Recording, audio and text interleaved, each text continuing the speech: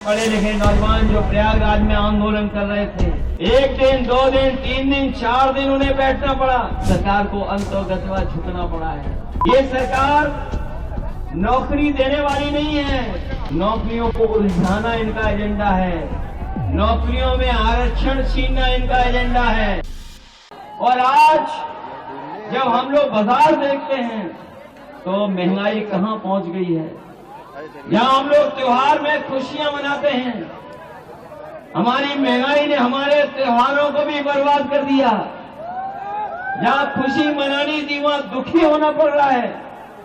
जिस तरीके से त्योहार हम लोग मनाते थे, आज महंगाई के कारण हम लोग त्योहार भी नहीं मना पा रहे।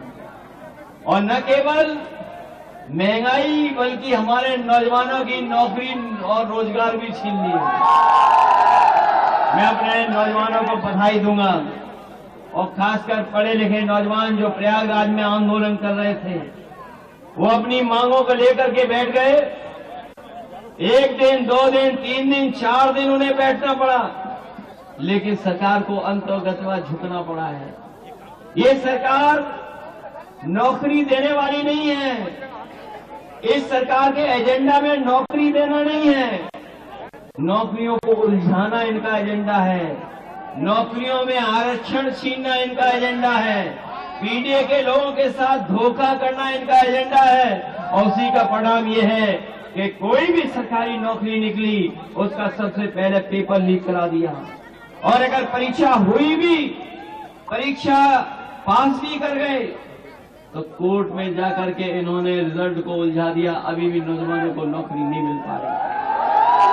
हाल ही में आप जानते होंगे जब भर्ती हुई और इस सरकार ने कहा कि हम रिकॉर्ड बनाएंगे, रिकॉर्ड भर्ती करेंगे, 2 दिन परीक्षाएं कराई और आंकड़े निकलवा करके आप देख लेना, 30% नौजवान केंद्र में नहीं पहुंच पाया। जो परीक्षा केंद्र थे वहां पर 30% नौजवान नहीं पहुंच पाया।